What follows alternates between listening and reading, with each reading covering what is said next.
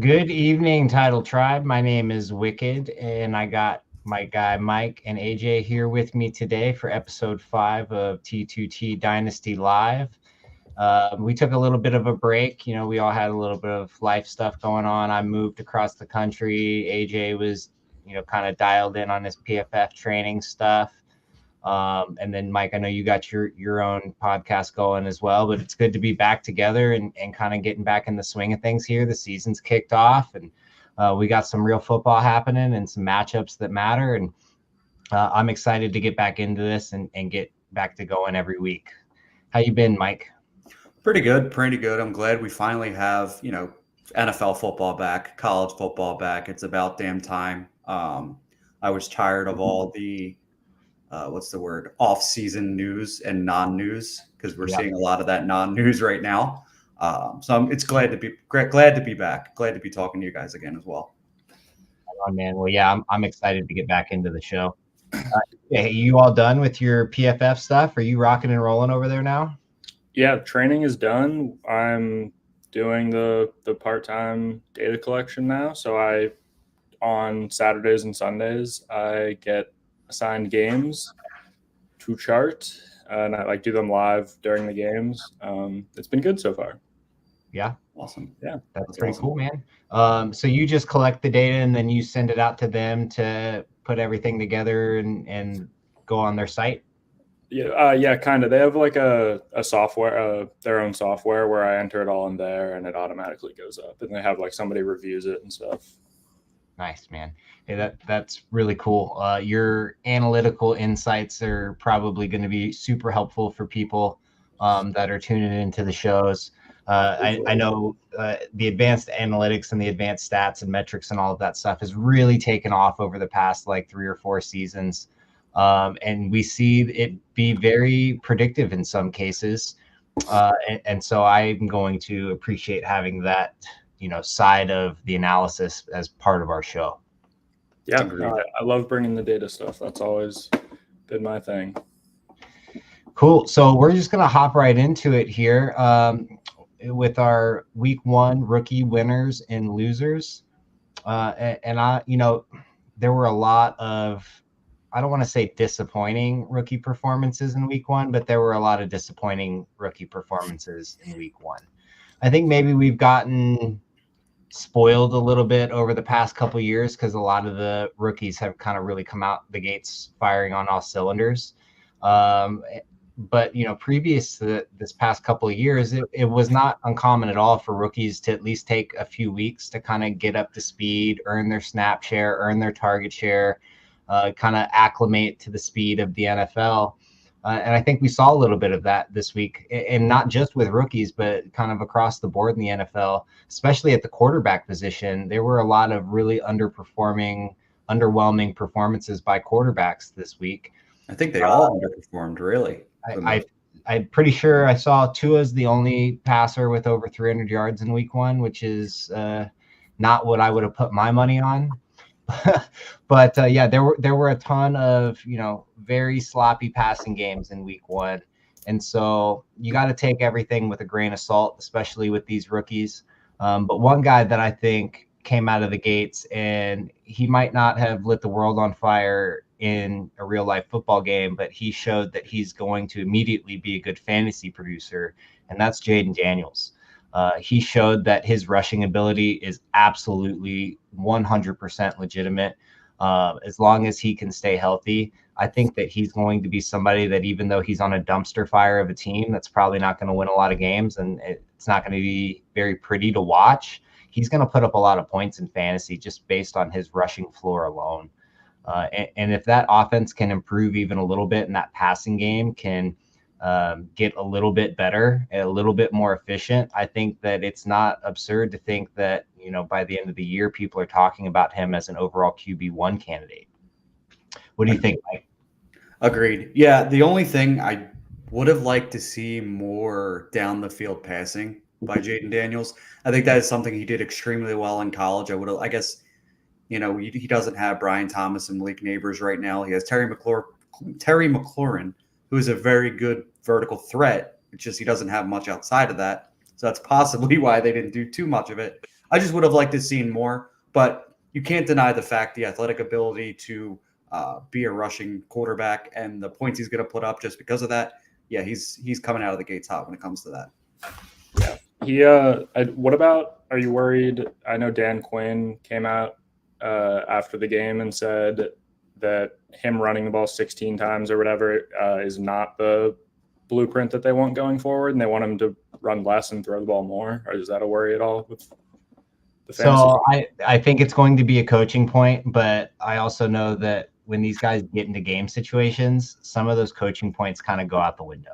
I'm sure that in practice, they're going to be talking to him a lot about go through your reads, make your throws, do the dump off, throw the ball away, don't put your body on the line. Mm-hmm. But Jaden Daniels is a competitor, and Jaden Daniels wants to win games. And so when Jaden Daniels sees a running lane, he's going to take it because that is his style of play. That's who he is. And you're not going to be able to stop him from doing that. And you honestly, you don't want him to. I mean, what if Lamar Jackson was told he wasn't allowed to run the football? How good of a quarterback would he be if he didn't have that dual threat ability in his bag?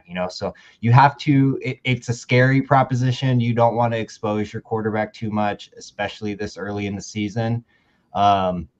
But it's who he is. It's what makes him special. It's what makes him a good quarterback, and it's something you have to lean into and just figure out how you can develop an offense that's going to allow him to run while also, providing him a little bit of protection.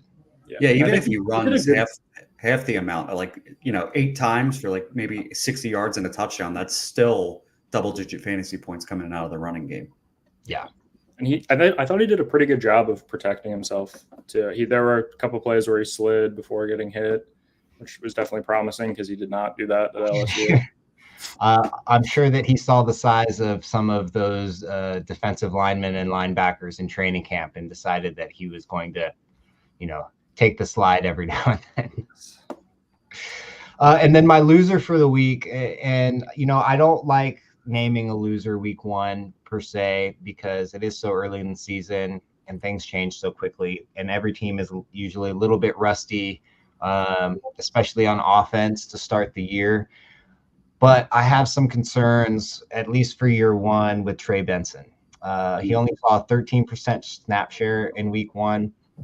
That was behind DeMarcado. DeMarcado didn't get any rushing attempts, but he did out-snap Trey Benson. And James Conner just continues to dominate the backfield touches. The Cardinals did not seem all that interested to put anybody else out on the field to give anybody else a meaningful carry or touch. They are fully committed to James Conner, it looks like. And if James Conner doesn't get healthy or doesn't get banged up, stays healthy all year, Trey Benson might be a completely worthless asset year 1. And I know a lot of people were hoping for at least 35, 40% snap share. And it doesn't look like that's going to happen unless something goes wrong with James Conner. So with running backs, that's always a little bit more worrisome to me. I know this is Dynasty, so we're on these players for the long haul. We're not just thinking about 1 year, especially a rookie season. But with running backs, their careers are so short and they get forgotten about so quickly, both in the fantasy world and within their real life offenses, that it can be a scary proposition for a running back to have basically what amounts to a redshirt rookie season. Because next draft cycle is going to come around and maybe the Cardinals take a running back in the first. I mean, we've seen that these NFL teams are not shy about replacing their running backs every single year. And so I am a little bit concerned about Trey Benson, both specifically in the short term, but potentially in the long term as well. What do you think, AJ? Am I off base here?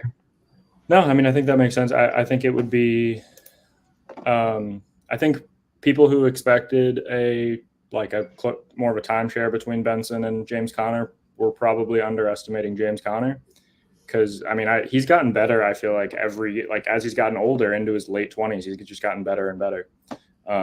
And yeah, as long as he's healthy, I think they're going to want to give him the ball a lot.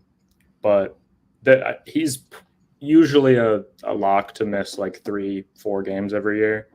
So hopefully you at least get that. I mean, I'm not hoping for anyone to get hurt, but for Trey Benson's sake, like hopefully he at least gets a chance to show he can do something before we get into year 2, and you have something like a Kendra Miller situation where going into year 2 we haven't seen them at all. So hopefully that doesn't happen, and I think he probably will get a chance later in the year, but we'll see. Yeah, I agree. I think we all kind of felt James Conner was going to be the running back 1. Yeah. Going to get a majority of the snaps, going to get a majority of the touches in this offense. And we kind of expected like a minor redshirt year for Trey Benson. Not maybe to the level of what we saw this week. I do think the snaps are coming. I do feel he's going to be more involved as the season goes on. Like you mentioned earlier, AJ, James Conner's never been the healthiest running back. He's been a little bit healthier as he gets older than he has been when he was younger, which is kind of surprising. But again, you could kind of count for him missing a game or 2 and see if James Conner's got what it takes. And I think he'll be fine. There's a lot of overreaction right now to the rookies. Yeah. So, one quick note about Benson is, well, not really about Benson, but something to keep in mind. Jahmyr Gibbs last year played 27% of snaps in week 1. That's a good one. I don't think Trey Benson is going to be Jahmyr Gibbs, but like that's week 1, low usage is not the end of the world. Yeah, I mean, never panicked, especially in week 1 in a dynasty league on a rookie player. Just something to keep an eye on. If that snap share doesn't start to improve, again, the Kendra Miller's a great example. I think Kendra Miller's a very talented back, but we've never gotten to see him. And the opportunity for a running back to take over a starting job and really solidify themselves in an offense, that window is so small. And if they miss it, they just miss it usually. So Dennis Allen hates that man, though. That's the thing. Some of those off-season quotes are brutal. Yeah, it is. All right, AJ, who did you have as your winner for week 1? All right, I could not help myself to just keep myself to just one, so I'll keep them short when I talk about it. I did 2 for each, but I'll keep it short. So for winners, I did Ladd McConkey and Bucky Irving. For Ladd, he led all rookie receivers in targets per route run with he had a 30% target share, which is awesome. That would be awesome for a non-rookie. Where there's no question that they're just rolling with him as their main target right away. That's kind of what I was expecting with how barren the receiver room is, but it's just one of those things you never know with a rookie. Like they might just want veterans in there first, but was not the case. Looked good when he was targeted, scored that nice touchdown. I think all things are looking good for Ladd early on. And then with Bucky, pretty self-explanatory. I mean, Rachaad White was terrible as a runner in week 1, and Bucky came in and looked pretty good. He didn't below you. PFF credited him with no missed tackles forced, but I think he's a lot better of an instinctive runner between the tackles than Rachaad White. I still think all year probably Rachaad White gets the receiving work most of it because he's still excellent there. But I think you could see Bucky start to take some early down work, and it could look a little bit like the weird Denver situation where you have the big Javonte Williams running back who's playing third downs, and then Jaleel McLaughlin is the early down running back. Could see something like that. But yeah. I love that you brought up Bucky, to be honest. That was somebody I thought about as well. He is somebody that can make people miss in the open field. He just didn't do it this game. But I will say, I feel like he's a better in between the tackles runner than Rachaad White is or has been or will be, to quote Bret Hart there for a minute. He's kind of see gap, hit gap, see hole, hit hole.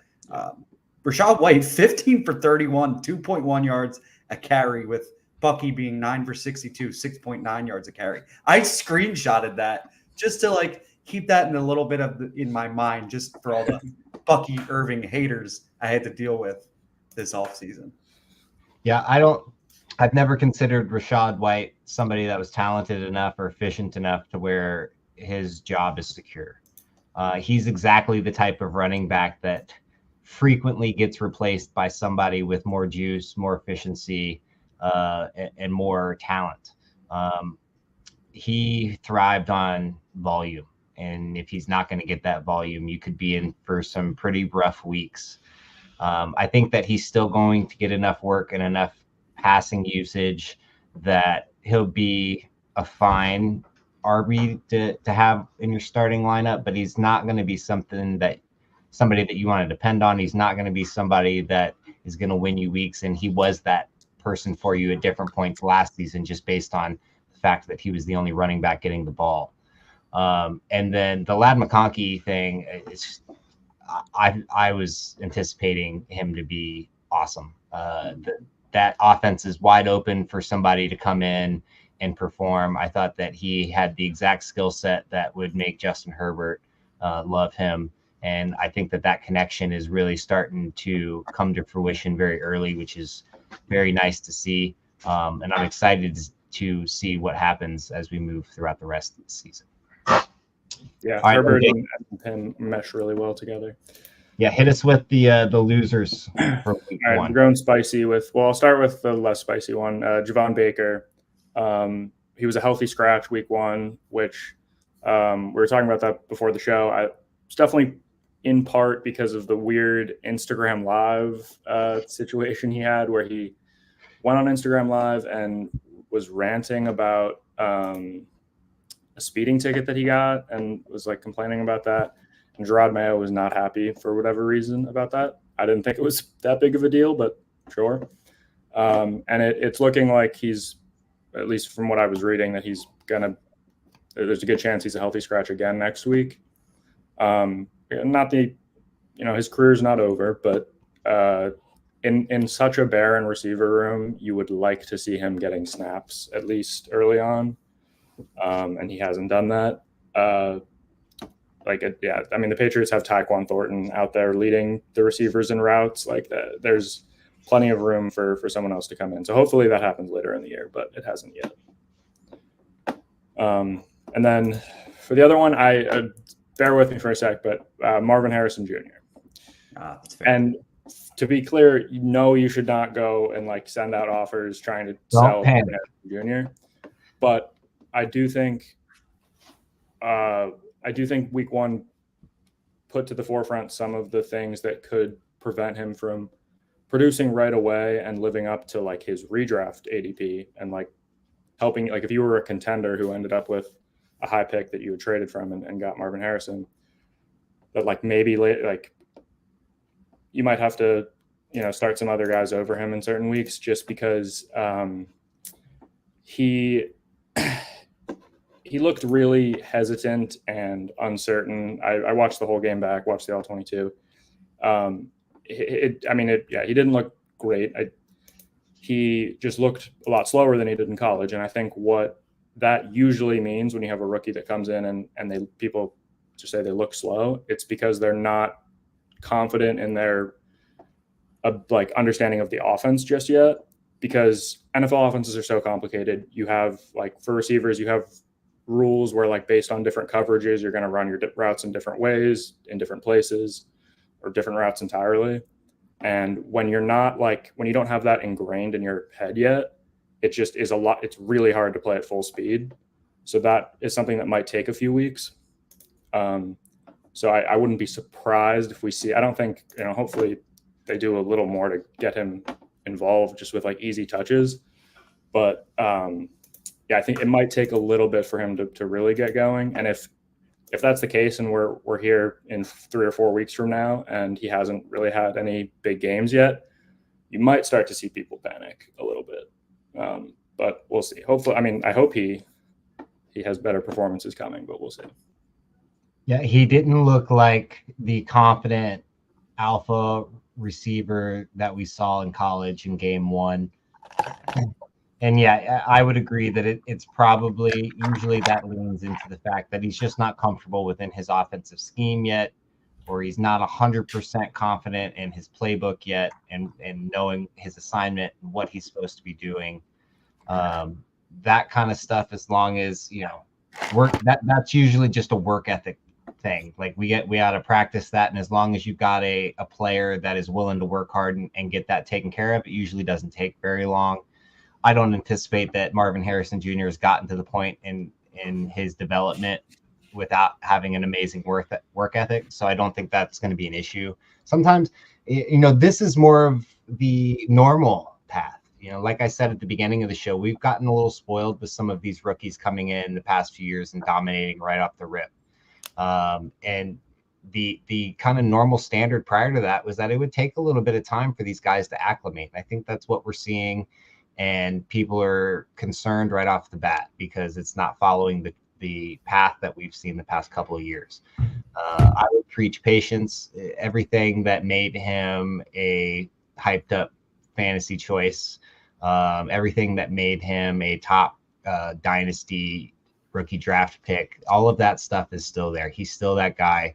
He's going to be that guy. He just needs to maybe get a little bit more comfortable within his offense, build a little bit better connection with his quarterback, and I think that he's gonna be fine. Yeah, agreed. I'm not really panicked about him at all. All right, Mike, who is going to be your winner for week 1? So my winner is going to be somebody I mentioned on the Dynasty Dogs podcast right before that game on Thursday night as my dark horse. And I mean dark horse as in there's a very slim chance that this is going to happen. Is going to be Xavier Worthy as Rookie of the Year, Offensive Rookie of the Year. And that's going to be my pick for winner. Obviously 3 touches for 2 touchdowns, 68 scrimmage yards. That's not something that's going to be very, what's the word? It's not going to happen week to week. Yeah, it's not something sustainable. It's not going to happen. Not going to be something that happens week to week. But we noticed it last year. Rashee Rice, they didn't really get him involved too often, too early in the beginning of the season. It took a few weeks for him to really come into his own. So that could be a very similar path for Xavier Worthy. And, Hollywood Brown, it doesn't seem like he's coming back this week or possibly even the 3rd week. So we might get 2 more weeks of no Hollywood Brown. So that's a positive. That time Hollywood might not have a job. Well, yeah, he might not, to be honest with you. I could see a Deshaun Jackson-like plus rookie season for Xavier Worthy. Deshaun's rookie season, he had about 59 receptions, 952 yards, 2 TDs. I think it would have been more if he wasn't the primary punt and kick returner, because obviously those guys come off the field after the kickoff. They, usually get subbed in a play or 2 later. So I could see a plus season for him of a Deshaun Jackson type, especially in Andy Reid's offense. He had 63% of the snaps this week, which is awesome to see as a rookie wide receiver. He was, here you go, AJ, PFF's 5th highest rated rookie offensive, or I think it was all rookies or offensive rookies. He was their 5th highest rated player. So it's a very positive swing in his favor.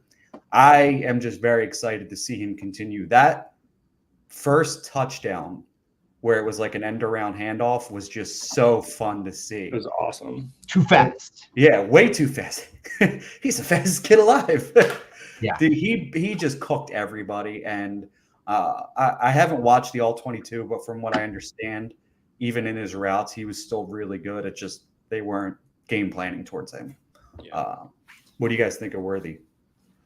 Yeah. I think that Worthy did exactly what everybody thought he was going to do. He came in here and he outran everybody on the defense with his very first touch of the game. And then that second touchdown, again, it's like he's just too fast, man. And he's a savvy route runner. People don't give him enough credit for how he gets open. And he was always going to be a very good receiver, in my opinion, especially with the situation that he's in. Nobody schemes guys up like Andy Reid does in the passing game. And what you said about Rice, I think is very, very much something we should keep in mind, because you need to earn Andy Reid's trust before he makes you a focal point of his offense. We saw that with Rice last year, that he didn't get a lot of leash for the first little bit, but once Andy Reid developed that trust in him, it's like, okay, I can get this guy the ball. I know he's going to do his job. He got fed. And now you can see Rice is an integral part of their offense. I think it's only a matter of time before Xavier Worthy is getting that same treatment. And when you've got the best quarterback in football throwing you the ball, all you got to do is get your job done, and you're going to score a lot of points for fantasy. Yeah. Andy Reid for years has, with Travis Kelce and now with Rashee Rice, has done such a good job of keeping hands off, like putting them in positions where they won't be getting hit at the line of scrimmage, giving them free releases. And if you do that with Xavier Worthy, like he can run that off coverage. Like he's so difficult to cover, and he's good. I don't know what his numbers are going to look like at the end of the year, but he's going to be a really, really good addition to the offense from a like real football perspective.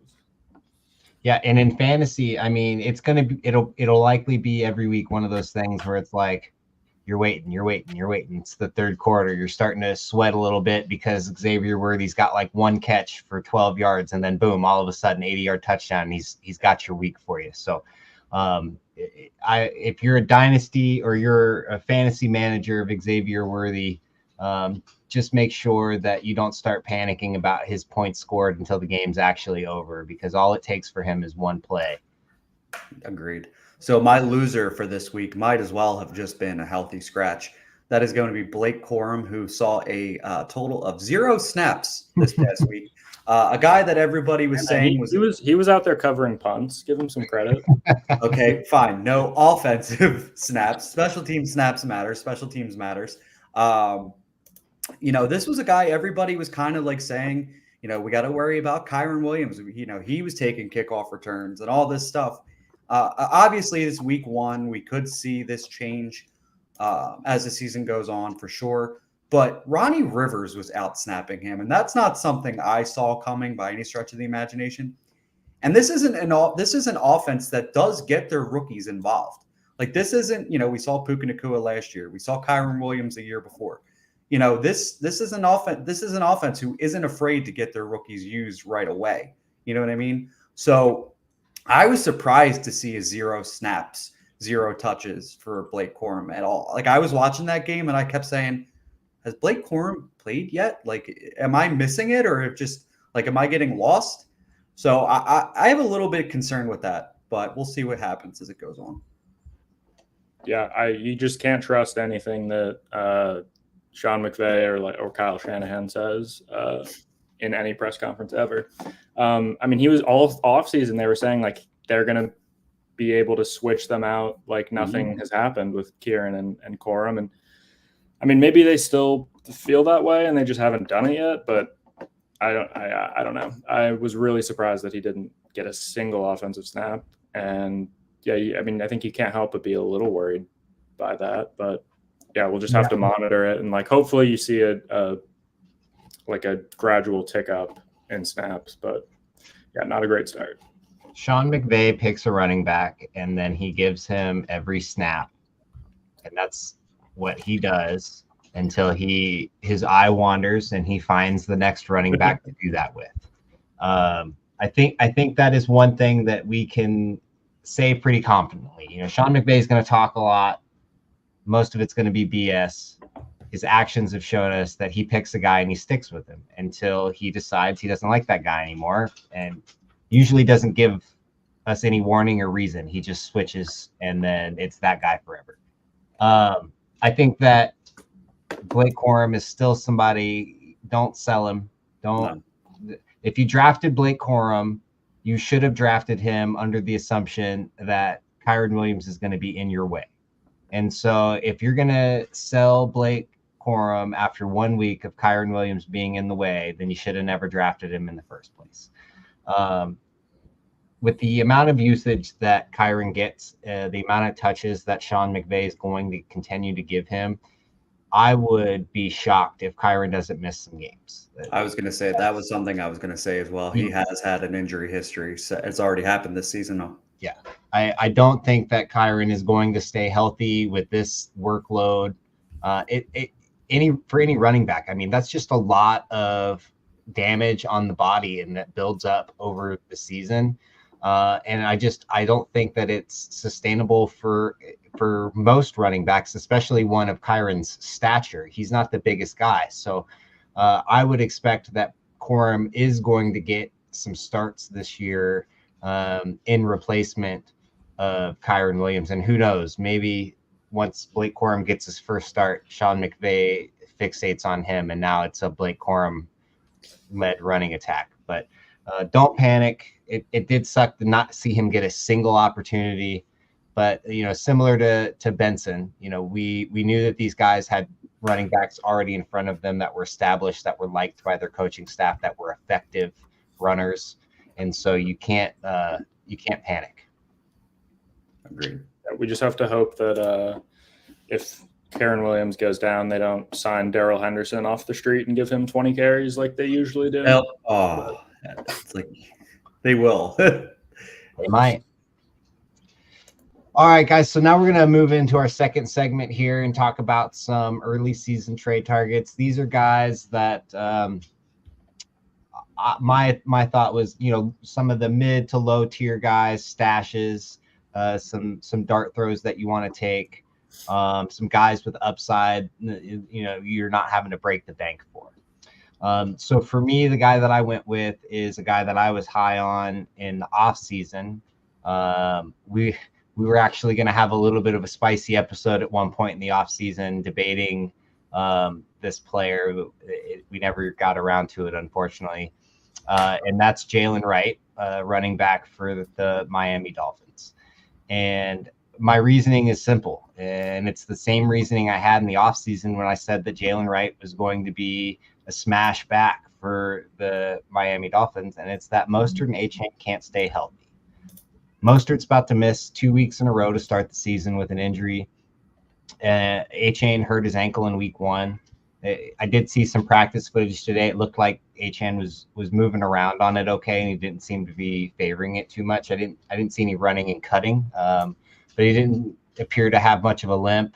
So he's probably going to be okay. But, injury is the risk that you run with these guys in Miami, and I didn't have any belief that they would stay healthy. And so I was high on Jalen Wright. I think that he's a back that's going to get opportunities in a very good offense that has a very good running scheme that makes it very easy for these running backs to perform well. He's got a skill set and a talent that I think is going to allow him to have really big weeks if given the opportunity. And I think that opportunity could come sooner rather than later. We are one Achane cut on that already injured ankle away from Jalen Wright getting 15 carries. And I think that if Jalen Wright gets 15 carries in this offense, you're going to be really happy that he's on your team. Real quick, we got a little comment in the chat about Alan Lazard. I just wanted to mention it. Do we think that Alan Lazard's week 1 performance was for real? I'll start. I mean, he's not going to score 2 touchdowns every week. I'll tell you that. But I think there's a world where he's like a legitimate startable player for like a bye week fill-in. I think depends on how deep your league is, right? Yeah, for sure. And how desperate you are on particular bye weeks. Yeah, but Alan Lazard has been somebody that I don't know why, but Aaron Rodgers just loves him. To the point where Alan Lazard followed him to New York, and Aaron Rodgers pushed for that. So yeah, he will be a viable flex play sometimes, and he will be an absolute ghost most of the time. So if you can time that up correctly to where he's scoring a touchdown on that week where you need to put him into your starting lineup, great. He's not somebody that I want living in my starting lineup, though. That's a risky decision to make. Yeah, I agree. I think he's kind of like a flex play at best on certain occasions. To be honest, I think I'd rather take a gamble on him in this offense than Mike Williams. 1, Lazard is cheaper. 2, Mike Williams is never healthy, and he was pretty much a non-factor in the first game, the whole game. He barely played. So I think super strict snap count. So I think Alan Lazard is probably the cheapest option on this offense, maybe even outside Malachi Corley, who didn't see anything this week. I do think eventually he'll start getting some snaps, start getting some manufactured touches. But again, what do you think you could get Lazard for at this point? Like a late third, fourth round pick, probably a fourth. Is might even be on some people's waiver wires. Probably, well, now he's not. But well, yeah, now he's probably not after the performance on Monday. But I don't know that I'd be looking to trade for him unless I was in a real bad spot at wide receiver. And if you're that bad at wide receiver, you should have been a little more aggressive on the waiver wire yesterday. Yeah. And if you're that bad at receiver, you should tear your team down. Right. You're probably not an Alan Lazard away from being okay. True. That being said, if you did get him on waivers and like maybe somebody has a good game next week, like try and sell him for a third if you can or whatever. I mean, even if he does have a good year, he's 28. Like he's not getting any better at this point. Yep. But anyway, sorry for that little interruption. Nope, you're all good. So what do you guys think about Jalen Wright? We'll start with you, Mike. I was never the biggest Jalen Wright guy coming out of college. I think his vision was me during my concussion protocol, a little suspect at best. But again, he has, I think you and I talked about this before, Dylan. He has a wide open role right now with Mostert out. I don't think Jeff Wilson is going to be anything. I think that experiment has never manufactured really into anything. We'll see if Achane plays. Again, he's another guy who's never really healthy, and he's one big hit or fall or trip or skip to being out for multiple weeks. So again, he is in the best he's one of those guys who's in the best offense possible for his skill set. And again, you're right. I think he is a very good go out and try to acquire right now before, if he is the RB1 this week on that team, his price is going to go up. You're not going to be able to get him because, if Achane misses 3 weeks, 2 weeks, and Wright starts lighting it up, you're not going to be able to pay that, second, third price you would have to right now. He's going to be early second at pretty much the cheapest. Yeah. If he starts lighting it up. The thing is, it'll stay that way. So if he gets one start and he does amazing, it doesn't matter if he doesn't start the rest of the year. His price is going to stick at that market that gets set by that one big game because people are going to be like, oh, well, very soon he's going to get to start again and I'm going to have an RB1 again. So it's like you need to get him before he has that smash game and really gets on people's radar and on their list of players they like, or it doesn't become palatable anymore to try to acquire him. Yeah. I think it'll be interesting how they handle the backfield with depending on if Mostert is going to miss this week and then if Achane misses future weeks. Cause it seems to me like the plan going forward was Jalen Wright is the Mostert replacement. So the early down guy and Achane will be the receiving back, which is what we saw in week 1. So it'll be interesting to see if Achane misses a game, if Wright comes in and takes Achane's role, or if it's more of a split thing and they're both playing on third down or what. But it'll be interesting. I think that's a good target, especially if you were already in on Jalen Wright and just missed out in your rookie draft. Now is probably a good time. All right, AJ, who are you trading for?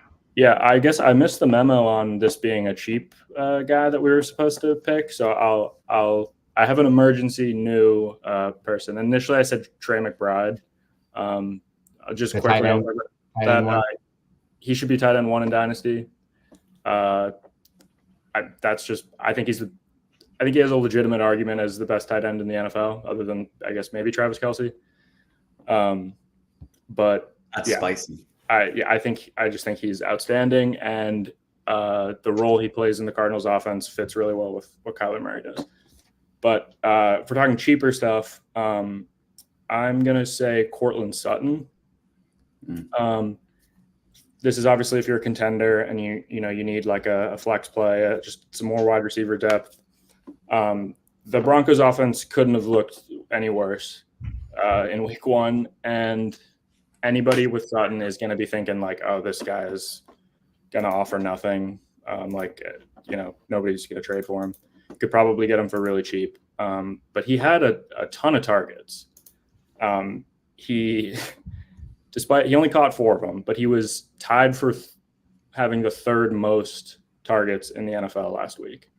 And even if you're not a believer in Bo Nix or you don't think he's very good pushing the ball downfield, he's not going to be 2 for 12 on balls further than 10 yards downfield every single week. At least I don't think so.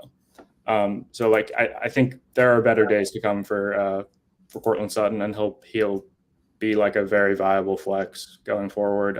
If those are the kind of targets he's seeing, like he's got nobody else to draw targets from him.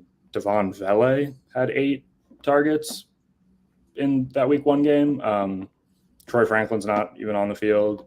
Marvin Mims not really doing much. So yeah, I think it's a nice cheap contender buy. Sean Payton hates Marvin Mims. What's that? Sean Payton hates Marvin Mims. That's a topic for another time, because I'll yell about that one for a good hour. But I like that call out from Sutton for Sutton. He was a guy who was targeted heavily last year. Double-digit touchdowns. I could see that happening again. And like you mentioned with Bo Nix, he might not have the best deep ball in the world, but 2 for 12 is not going to happen. He's much more accurate than that, in my opinion. So I think this is a good cheap buy. Yeah, I agree. He's not going to be a sexy pickup, and you only want to try to make this move if you're contending for sure. But Dynasty rosters that win championships are typically littered with these kind of cast-offs that other people overlook that end up just being steady floor producers. They give your squad that nice soft landing at the bottom of your scoring range to where you're not, just getting blanked on a week.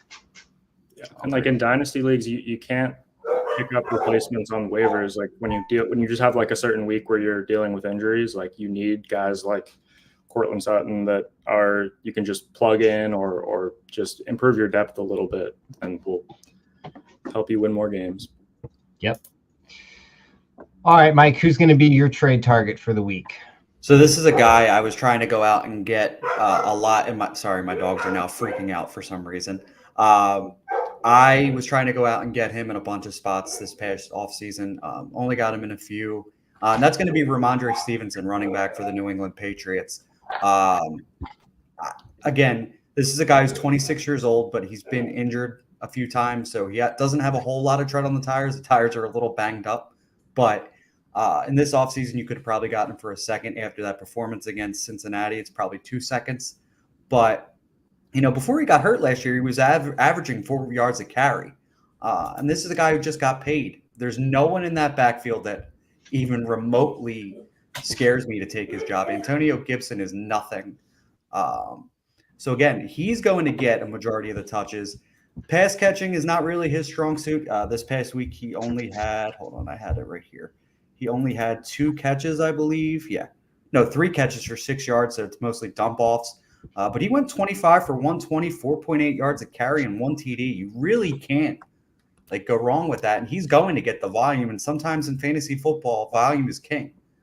But again, a guy who's averaging over 4 yards a carry, even going back to last year, that's something I want a part of with the volume. Yeah, I mean, Ramondre was somebody that we were all pretty confident in and pretty high on this time last year. Before last season started, people were impressed with Ramondre. They were wanting Ramondre on their teams, and then he had a pretty meh season last year, and now everybody's out on him. And so I think I don't like to buy running backs, but when I do, it's usually these types of guys because they're not very expensive. And if I'm wrong and they don't bounce back, it didn't cost me a whole lot. But if I'm right, well, then I'm getting, Ramondre from 2 years ago. Sign me up. Right. Yeah, I've always been a really big fan of Ramondre Stevenson. It was tough going into this year just because of I don't know how to project that offense. I don't think it's going to be a very good offense. They don't either. So that was always kind of the difficult thing. And then I was worried about Gibson eating into his receiving work because you said how he's not known for his pass catching. I actually think he's a very good pass catcher. I think last year it took a dip because when they had Zeke is such a good pass blocker that he was getting most of that third down stuff. But this in week 1, Ramondre had he ran 21 routes, and Antonio Gibson only ran 3 routes. And a lot of people thought that Gibson would eat into that work. And on those 21 routes, he had 3 targets, which is a 14% target share, which for a running back is excellent. Sure. Okay. So I think he's not going to get he's not going to run for 120 yards every week, but in weeks where he doesn't get that, if he's seeing a 14% target share, like he could, keep this level of production up even without the touchdowns or without that good of a rushing performance. On a side note, since we were mentioning Patriots players, do you guys think Brissett starts all year? No, not all year, but a good chunk of it probably. I don't know. Do you know when their bye week is? That's what I'm going to look at that right now because I still have. I think it's late. I think it's like week 14. So I think after their bye week, it is 14. Yeah. Yeah. After their bye week, they have Arizona, Buffalo, LA, Chargers, and Buffalo again. That actually wouldn't be the worst case scenario for him to come out after Drake May to come in after the bye week. Yeah, I think that would be a good spot. People aren't going to like hearing that. They have to wait till week 14. I'm trying to look where else he could come in. Like they have a really tough schedule for a shit team. Did they ever have like a long week, like they play a Thursday night and then a Monday night? Only one, and it's like next week. I think they play. Week 3 they play the Jets Thursday, and then so they get the long week, but then they come back and have to play the 49ers.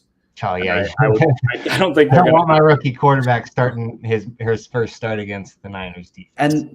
And then the next 2 weeks after the 49ers is Miami. Do you really want your rookie quarterback in a shootout against Tyreek Hill and Jalen Waddle and Tua? I don't really want that. Houston is the following week. Will Anderson and Danielle Hunter on the edge coming after him. I don't know if I want that either. So maybe the 49ers have 3 absolutely brutal losses in a row, and they're like, okay, let's see what Drake May can do. It's possible. Yeah. I'm thinking somewhere in the stretch between week like 7 and 11, maybe. Like that's other than the Jets game, those are like, not the greatest defenses, and there's a couple home games in there. Like maybe week 11, Rams at home, something like that. But we'll see. I do think, as much as dynasty managers might not like it, I think this is long-term for the best. There's no reason to throw him in. Just doesn't happen a lot these days. Yeah. It's very, very rare to see a QB taken even in the first round and not start.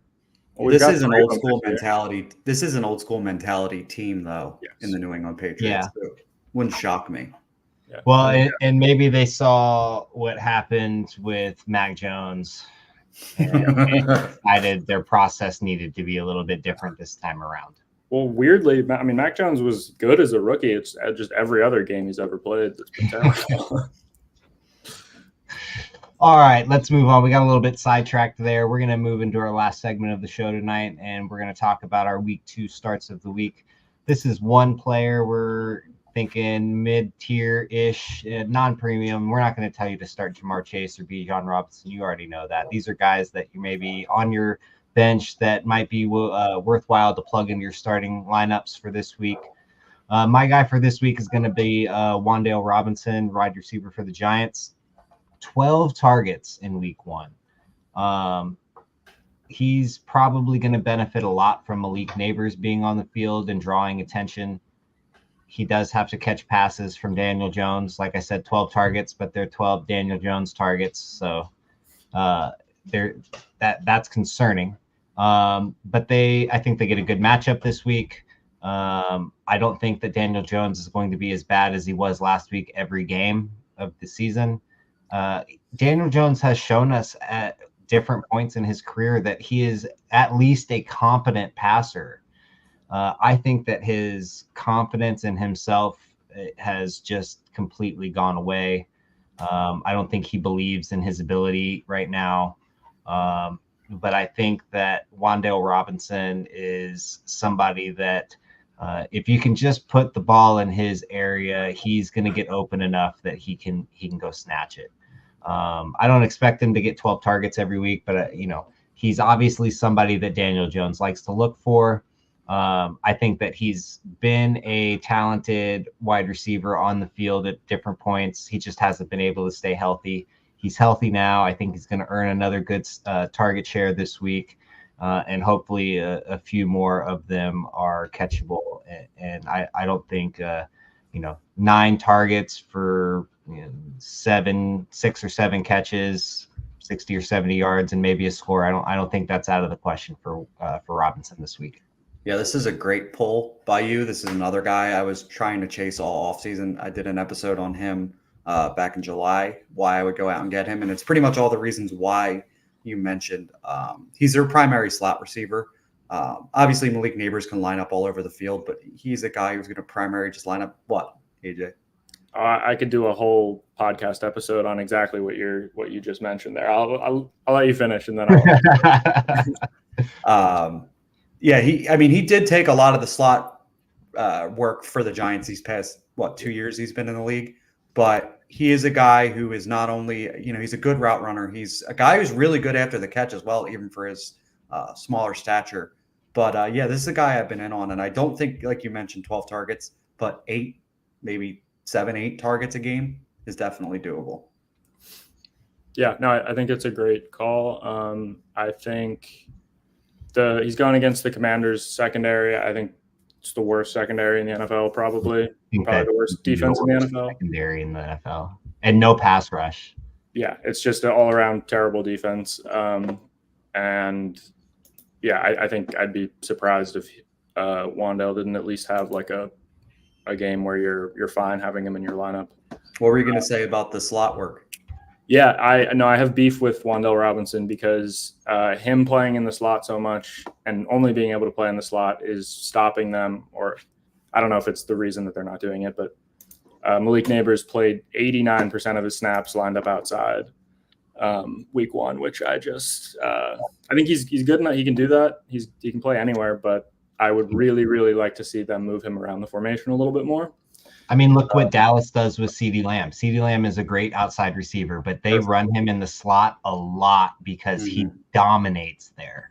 Yeah, and it's what every good team in the NFL is doing now. That has a good receiver, they're moving him around more. Unless your offensive coordinator is Cliff Kingsbury, then you have Terry McLaurin lined up in the exact same spot on every single snap. But it's why the Eagles traded for Jahan Dotson. They trade for him so they have a competent outside receiver, and they can have Devontae Smith played like 70% of his snaps from the slot, and he gets free releases. Happy. It's great. That's a smart offense that knows what they're doing. Yeah, get your best player matched up in the slot where he's not going to get jammed up. He has less trash to run through. You're typically dealing with the third best corner on the team. Yeah, makes sense. And you don't have the sideline as another defender, essentially. Yeah. But hey, maybe Wan'Dale Robinson is just better than Malik Neighbors. Who knows? Who's going to be your start of the week, AJ? Yeah, I am going to go with Demarcus Robinson, the Rams receiver. It's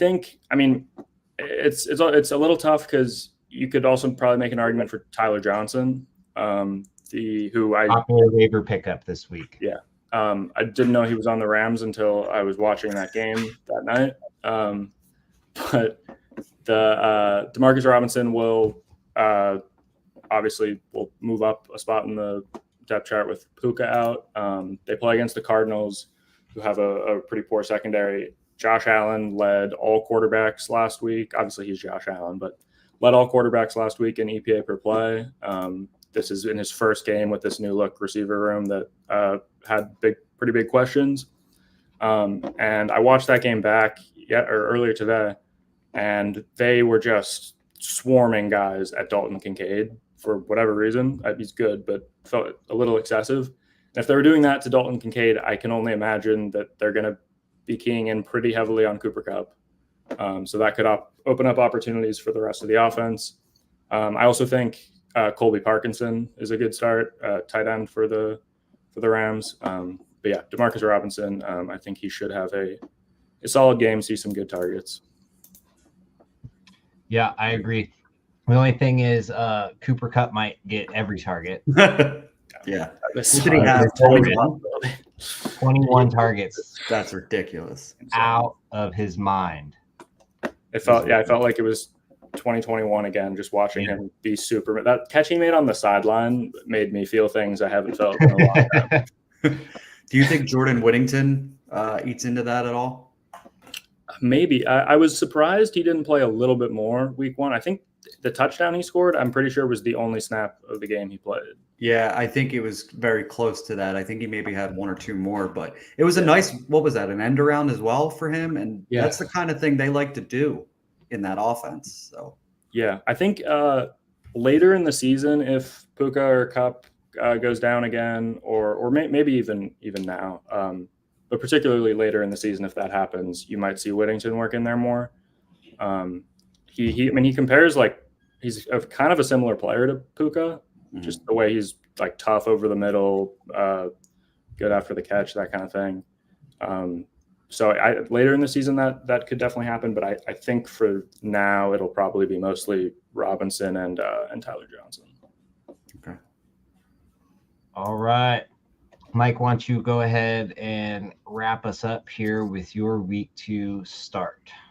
So this is a guy I was completely out on for this season, and it was a guy who's dealt with injury concerns his whole career, and that is going to be somebody I'm not joking about, and that's J.K. Dobbins, running back for the Los Angeles Chargers. Last week, 10 carries, 135 yards, 10 TDs, 3 receptions, 2 yards on 3 receptions, not great. But 58% snap share is awesome. I don't know why all my dogs just came in my room. Another word for 3 receptions for 2 yards is 3.2 fantasy points. Yeah. So, and he's going up against a Carolina defense who, obviously it's Alvin Kamara. He tore it up. But, even Jamal Williams had 11 carries, 38 yards, and a TD. So the biggest thing about Carolina, too, besides the fact that they suck, they lost Derek Brown, who is their defensive tackle. And that takes away a only big good part player of in their defense. Yeah, so I think J.K. Dobbins is a smash start for this game. Yeah, and it should be a positive game script too. I mean, they should win that game fairly easily and be running a lot in the second half. I think that's a good call. That's one of those players where you almost, like, after week 1 you feel dumb for being out on them because you're like, oh, I knew he was good. It's just all these injuries, like, whatever. But I think that's a good call. Yeah, one of my dogs opened the door and all of them came storming inside to take care of that for a second. But yeah, this is a guy we all have to be rooting for. Like, he has probably had the worst luck in football. And again, he has a really good chance to, 10 carries for 135 yards. I don't know if that's sustainable. And I do think Gus Edwards is still going to be involved. But again, could we see 15 carries for 85 in a TD? That's still a very good week against a poor defense. So I think that's possible. Yeah. The only thing that's ever stopped J.K. Dobbins from being good is his lower body injuries. Right. And I do think that it has zapped some of his athleticism. We saw in week 1, J.K. Dobbins from a couple years ago would have not been caught from behind on those long runs. But I think he's got enough juice that maybe he doesn't get you the 60-yard touchdown, but he can get you a 40-yard play. Mm-hmm. And that offense needs somebody to run the ball effectively. And so why not J.K. Dobbins? Yeah. And about Gus Edwards, I saw a stat that Dobbins had a 50% rushing success rate in week 1, and Gus Edwards had an 18% rushing success rate. So hopefully for J.K. Dobbins' sake, that means he gets more carries going forward. They probably want to be careful with his workload, but if this is week 1 after these 2 catastrophic injuries and they were willing to give him that many carries, I don't see why that wouldn't continue. Yeah, they're clearly not that worried about it. Yeah. All right, guys. So that's it for tonight. We're just gonna wrap up our show here with our Super Bowl predictions, and we were gonna do this last week, but we ended up doing our T2T staff draft. I went ahead and made sure that I stood behind my decision that I made last week prior to week 1 kicking off. And I'm going to go with the Ravens over the Lions. I think that the Kansas City Chiefs can't win every Super Bowl. And so That's what we hope for anyway. The Ravens are my next best pick. And then the Lions, I just really like the way that the Lions have built that team over time the past few years. I think they're a tough team. I think they've got the right mentality to win games, especially in the postseason. And I think they're going to make it tough on whoever comes and sees them in the playoffs this year.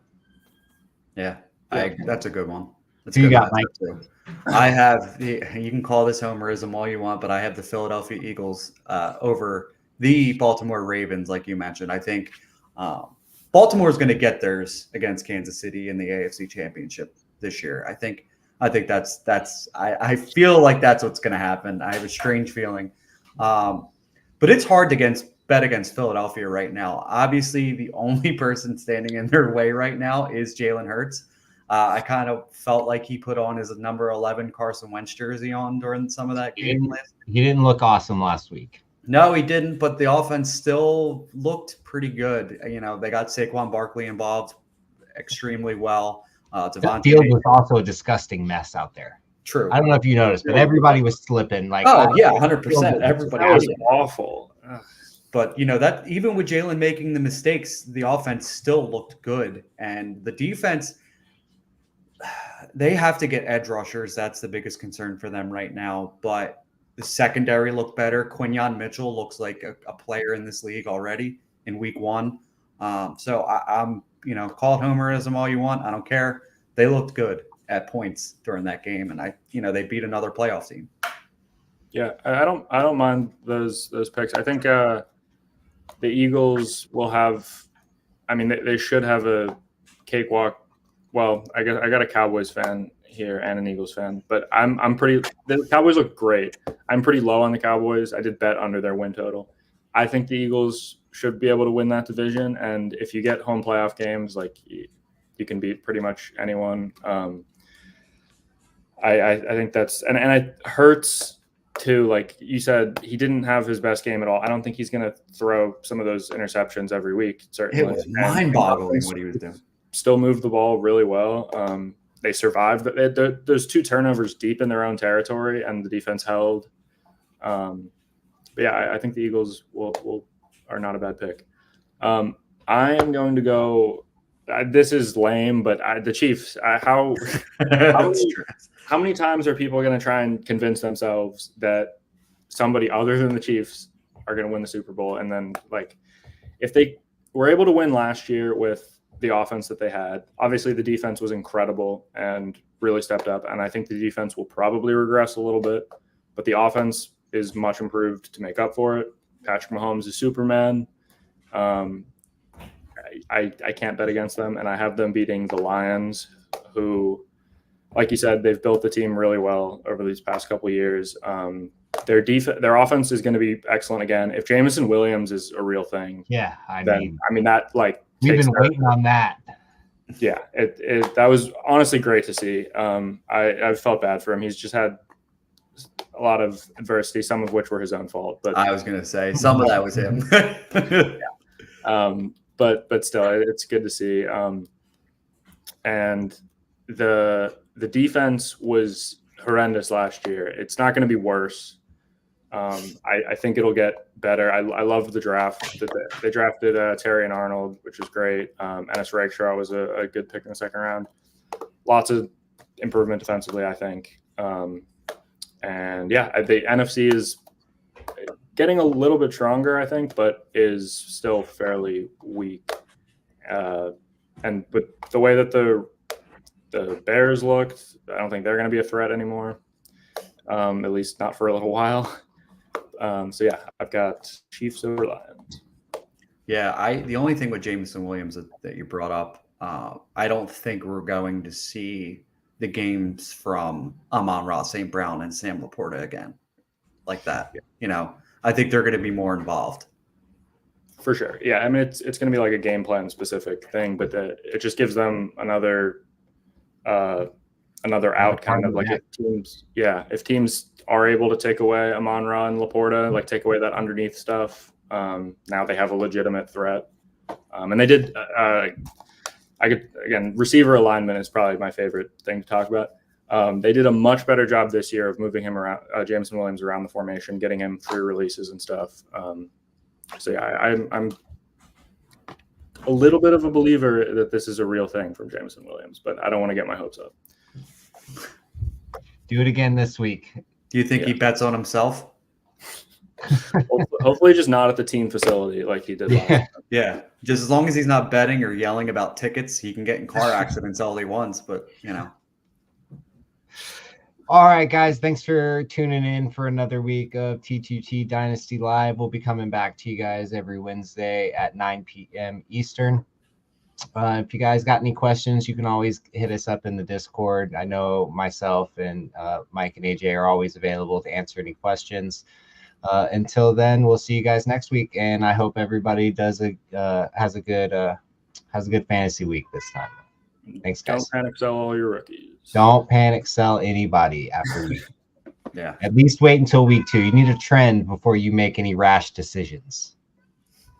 All right, guys, we'll see you.